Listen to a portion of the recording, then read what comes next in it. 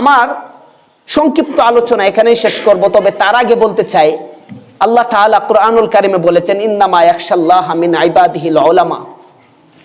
আল্লাহ তাআলা কুরআনুল কারীমে বলেন যে আসমানের নিচে জমিনের উপরে আমি আল্লাহকে যদি সবচেয়ে বেশি ভয় কেউ করে, ইন্না নিশ্চয় উলামা, আমার উলামারা করে।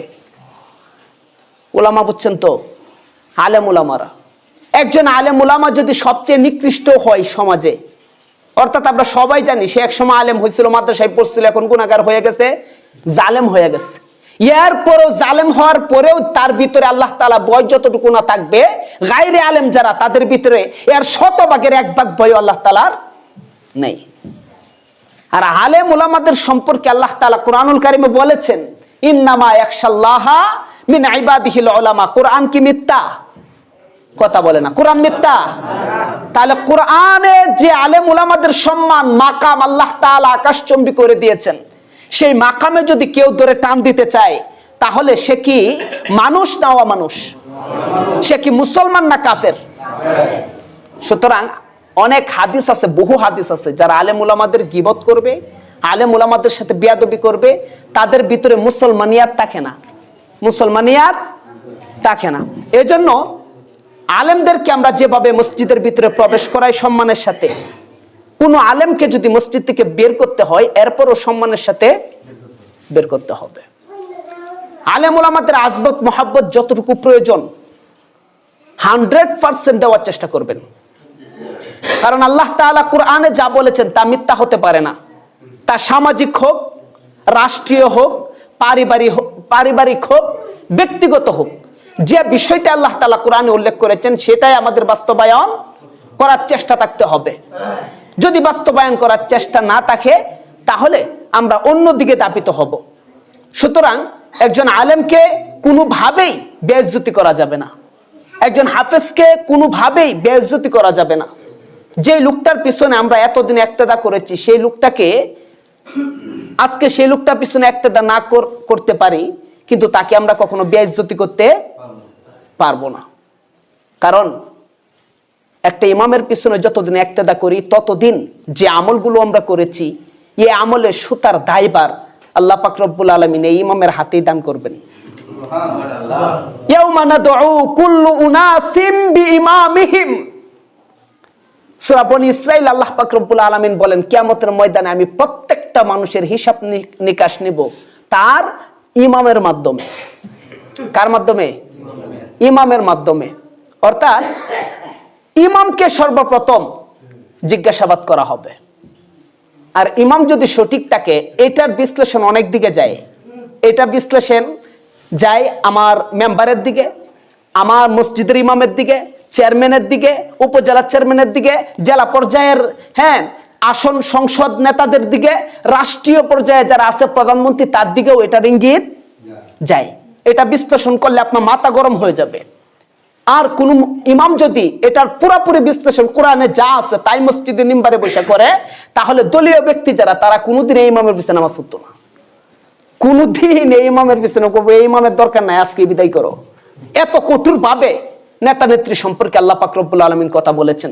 এজন্য ইমাম যারা পূর্বে ছিল তাদেরকেও সম্মান করতে হবে, যেভাবে সম্মান করার সেভাবেই সম্মান করতে হবে। তাদেরকে যেভাবে আজবত করার সেভাবে আজবত করতে হবে। যদি মাঝে মাঝে পায়, মাঝে মাঝে পাওয়া অবস্থাতেও যেভাবে আজমত করা সেভাবে আজমত তাদেরকে করতে হবে। আর সবচেয়ে বড় কথা হলো আল্লাহ তাআলা দুই শ্রেণীর মানুষ রাখছেন।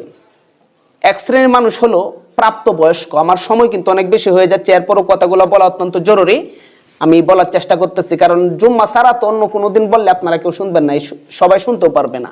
আজকে তো একটা সুযোগ, ঠিক না? এই সুযোগে কথাগুলা বলতেই হবে। আচ্ছা, হ্যাঁ, কোনো ঠিক না, কিন্তু এরপরও বলতে হয়। একটা ইমাম পারে, এই ইমামের এখতিয়ার আছে। এখন শুনেন, কথা হলো আল্লাহ পাক রব্বুল আলামিন আমাদের নবী মুহাম্মদ রাসূলুল্লাহ সাল্লাল্লাহু আলাইহি ওয়াসাল্লামকে নবুয়ত দিয়েছেন কত বছর বয়সে? 40 বছর। রাসূল যখন বয়স 10, রাসূলের বয়স যখন 5 বছর, তখনও কিন্তু তার বন্ধু বান্ধব মিলা তাকে নাটকে নিয়ে যেতে চাইছে, কিন্তু তখনও সে নাটকে যায় নাই। অনেক গান বাজনাতে নিয়ে যাইতে চাইছে, মূর্তি পূজা করাতে চাচ্ছে একদম শৈশবকালে। রাসূল কোনোদিন মূর্তি পূজা করে নাই।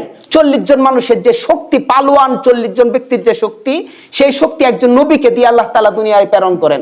কিন্তু এরপর আল্লাহ তাআলা নবীকে নবুয়ত দেন নাই 10 বছর বয়সে, নবুয়ত দেন নাই 20 বছর বয়সে, নবুয়ত দেন নাই 35 বছর বয়সে, নবুয়ত দিলেন 40 বছর বয়সে। কেন? কারণ শিক্ষা এক জিনিস, বয়স আরেক জিনিস।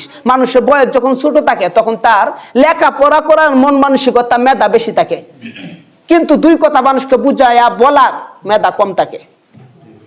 আর মানুষের যখন বয়স বাড়ে তখন পড়ালেখা করার মেধা কমে যায়, আর মানুষের সামনে কেমনে সাজায়া দুইটা কথা বলতে হবে সেই মেধা মানুষের বেড়ে যায়। এই জন্য আল্লাহ পাক রব্বুল আলামিন রাসূলকে দিতে পারতেন অনেক ছোট অবস্থাতেই কি নবুয়ত, কিন্তু দেন নাই। 40 বছর বয়সে কেন দিলেন? অর্থাৎ বয়সের একটা তারতম্য আছে বিদায়। এই জন্য অনেক ইমাম থাকে যে বয়সে অনেক ছোট, লেখাপড়া করে ছাত্র মানুষ, তারা কিন্তু একসময় ছাত্র থাকবে না। তারা এখন যেমন ছাত্র, ভবিষ্যতে হাফেজ আলেম হিসাবে ভালো একটা মাদ্রাসার মুহতামিম হবে, ভালো একটা মসজিদের খতিব হবে। এর জন্য তাদেরকে কখনো অবহেলার পাত্র হিসাবে দেখা যাবে না। তাদেরকে যতটুকু সম্ভব তাদেরকে বুঝিয়ে, তাদেরকে সুদিক নির্দেশনা দিয়ে সামনের দিকে পরিচালনা করার চেষ্টা করব, আমার আপনার যতটুকু মেধা আছে ততটুকু মেধা অনুযায়ী। আল্লাহ পাক রব্বুল আলামিন, আমি কি বলতে চাচ্ছি আমার কথা হয়তো আপনারা বুঝতে পারছেন। আপনাদের প্রাক্তন ইমাম যদিও ছাত্র মানুষ, সে এখানে উপস্থিত আছে, হ্যাঁ, তার সাথে আপনারা নামাজের পরে যেভাবে তার আজমত হয় সেভাবে আপনারা কথা বলে নেবেন। উনি যেহেতু আমাকে নলেজ দিছে এই বিষয়ে কিছু বলার জন্য, এই জন্য আমি দায়িত্ববোধ থেকে কথাগুলো বললাম। আল্লাহ তাআলা আমাদের সবাইকে সঠিক পথে নিজের জীবনকে পরিচালনা করার তৌফিক দান করুক। সকলে বলে আমিন।